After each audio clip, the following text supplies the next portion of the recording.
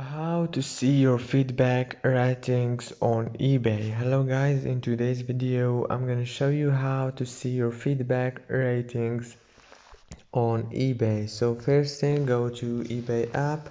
Now all what you have to do is go to the top corner right here and click on those three lines.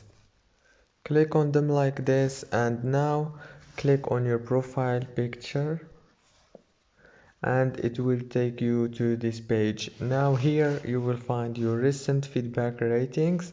Click on it and here you will find your feedback as a seller or as a buyer. If this video was helpful, please don't forget to like and subscribe, and thank you so much for watching this video until the end. See you later.